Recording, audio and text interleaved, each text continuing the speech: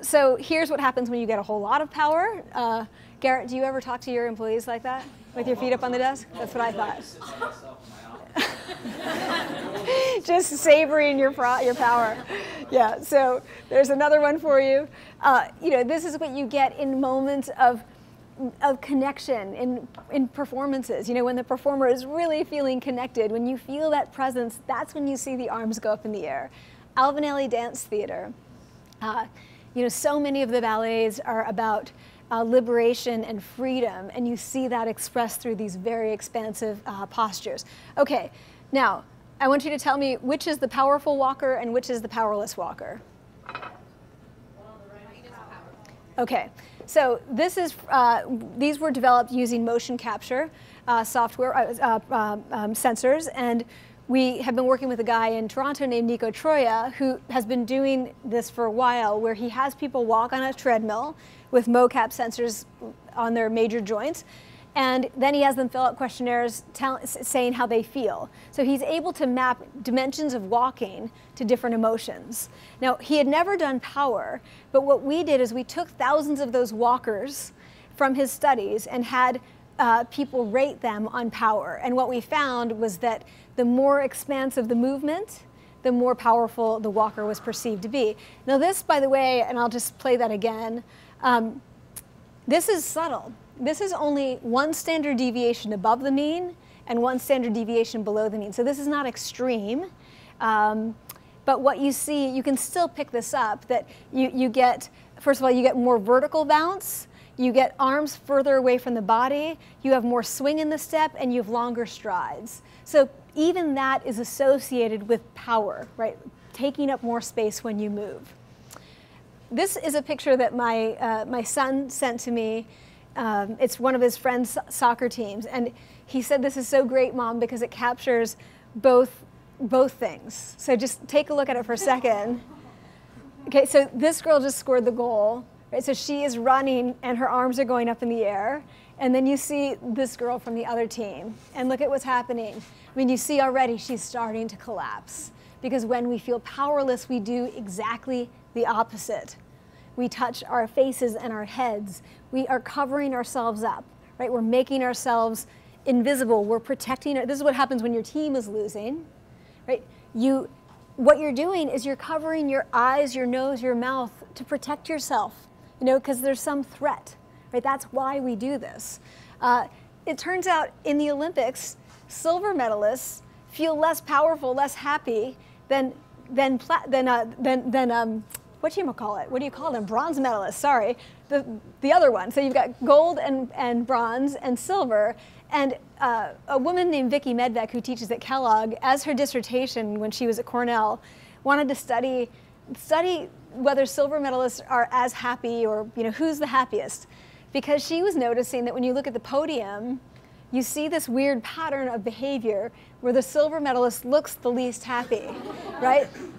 And it turned out that's the case, because the silver medalist is making the upward comparison to the one person he or she didn't beat in the whole friggin' universe, right? The bronze medalist is comparing to the billions of people that he or she beat, and then the gold medalist has, they have no upward comparison, they won. So this is what you see. So I say that because keep in mind that how powerful you feel is subjective, right? You have some control over how you interpret the situation, how you frame that. I mean, I've hoped that if I ever won a silver medal, even in, what's the one with the broom in the ice? I'd be really damn happy, right? So and I'm sure they think that too, until they get there, and they don't. Other examples of powerless posture that's just collapsed and small. You see the tail wrapping around, the ears flattened, even the hair is flattened here. So across the animal kingdom, we see that when we feel powerful, we expand. When we feel powerless, we shrink. And I'm going to say it's not even just our bodies.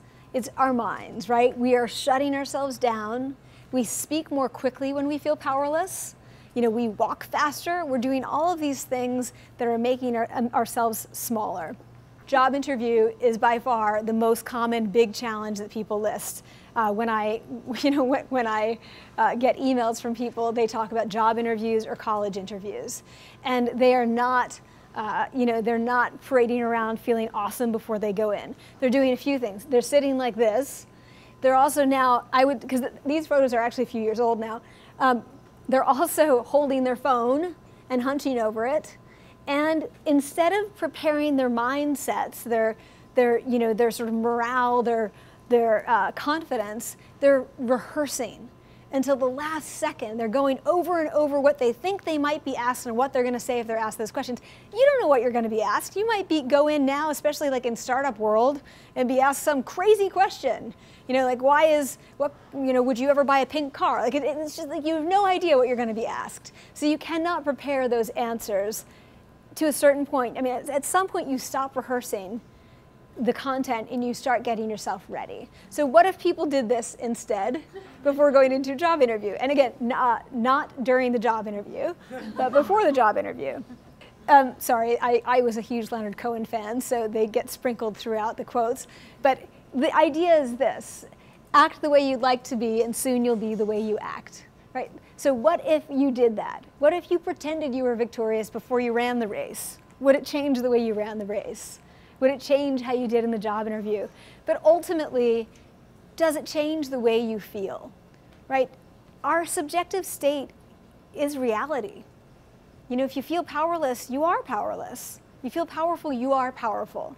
So that was what I was most interested in when we started these studies. This was a combination of, a couple things happened, but one was that I was watching the students in my class, and at HBS, participation is half the grade. And if you're not participating, you're not going to pass the class. So I'm watching these differences in participation, and it's not just the frequency of participation, it's the quality. So you get graded not just on how often you get airtime, but what do you do with the airtime. So comments that would be graded well are comments that engage people, that take other people's perspectives into account, that generate a discussion. And so if you're not participating well, you're not going to be doing well. And it turned out a lot of the gender grade gap that we had been seeing at HBS, that by the way has gotten so much narrower, but it was pretty big when I got there in 2008, was because of participation. Women were not participating as much or as well, but also there was a bias against women in how they were rated on participation. So a couple things happened. One thing that happened was that faculty took this really seriously, which I have to say, as somebody who studied sexism and racism for a long time, I was really thrilled to see the response. Because here's what happens when you're grading participation. You teach a class, you do have 95 students, you're supposed to know all of them, exactly where they sit, and then you run back to your office and you try to grade them on participation from memory. You don't have a scribe, and you don't use a video to grade them. That's hard to do. So it turned out there was a bias. So there was sexism and how people were recalling these comments. And I'm amazed at how well the faculty have corrected that. But the other thing that was happening was that women were participating less.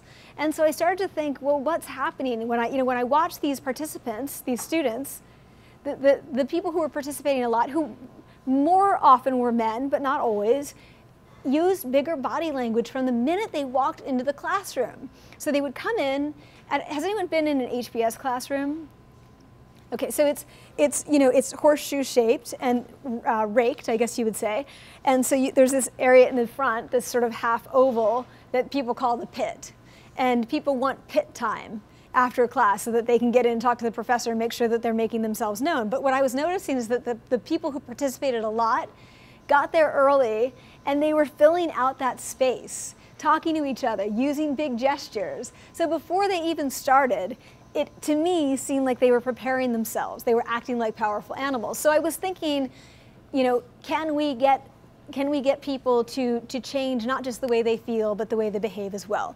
All right, so in the first paper, in the second study, in the first study we used, in the first study out of 2 in the first paper, we used these 5 poses, and we had people adopt them for a total of 2 minutes. So 1 minute each.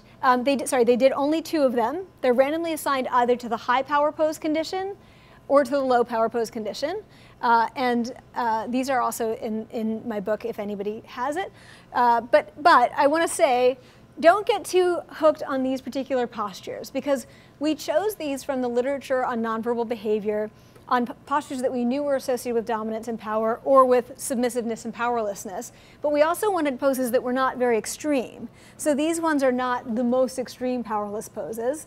And in the end, I don't think it matters that you do exactly these poses. I'll get to that in a minute.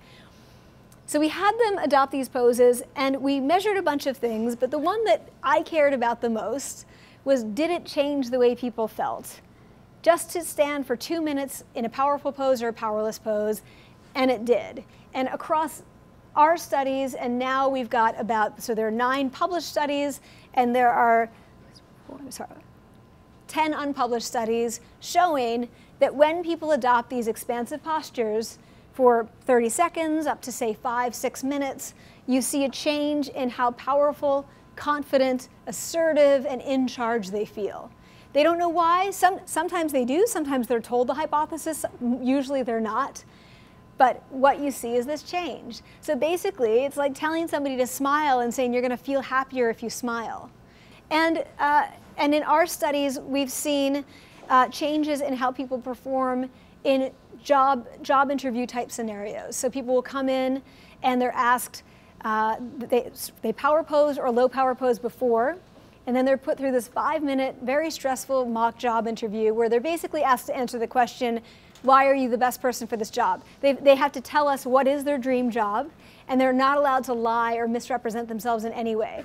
And they have to spend the full 5 minutes answering the question, and they're sitting there in front of 2 people holding clipboards in lab coats who are giving them no feedback. So it's kind of like my elevator experience, right? So if you recreated that in the lab, that's what this is, except a job interview.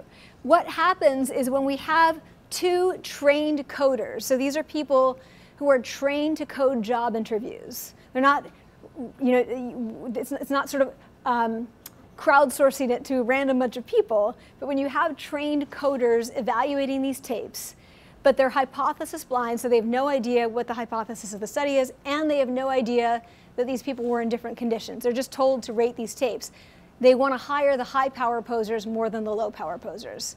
But again, keep in mind, they did this before they went into the job interview. And then when we go back and we code the videos to see, well, maybe the high power posers continued to high power pose, they didn't. It wasn't that. What it was how they presented themselves. Because we also had another set of coders code the content of their answers. So we wanted to know, is it that the high power posers are saying better things? Are they giving smarter answers? So if you did this in writing, would it be that their answers are better? It's not that. It totally was about how they said it. So it was fully mediated through this variable that I called nonverbal presence that basically reflects these qualities that I showed you earlier. So authenticity, right? They believe their story. They showed confidence without arrogance, and they communicate in a way that's harmonious and comfortable for people to watch. That's why they're hired, because of how they tell their story, not exactly what they're telling. One of my, I think, biggest regrets about the TED Talk is that I do feel that people, because you've got 20 minutes and you're presenting these ideas as efficiently as you can, sometimes I think it gets simplified to a point where people miss the forest for the trees, right? So people got really hung up on the 2 minutes like this in the bathroom, because I had said do it in a bathroom stall or an elevator, do it before you go in. And so people will write and be like, I stood like Wonder Woman for 2 minutes and I got the job. And I'm glad, like if that worked for them, I'm glad. What I want people to get though is that it's just not just about power posing. I now actually call this whole thing postural feedback. And it's not just about holding a couple of poses. It's about how you carry yourself more generally. So that walking that I showed you, Nico Troya, who has that lab, has also found not only does this reflect how people feel, but when you have them walk in a way that reflects happiness or sadness, for example, it makes them more happy or more sad. So that changes the way they feel. Clinical psychologists have noted for decades that the posture on the right is the posture of somebody with major depressive disorder. Right? This is what happens. You feel powerless. And so clinical psychologists are looking for this when they see somebody come into their office. But then they started to realize that there's this opportunity here. Talk therapy doesn't work for everyone. Major depressive disorder is very difficult to treat. Not everyone responds to medicine. What if we change their posture? So they started studying this. So now you've got a bunch of clinical psychologists doing studies showing that if you get people with depression to sit up straight for a couple of minutes, it lifts their mood and it changes their recall for positive memories from their own lives.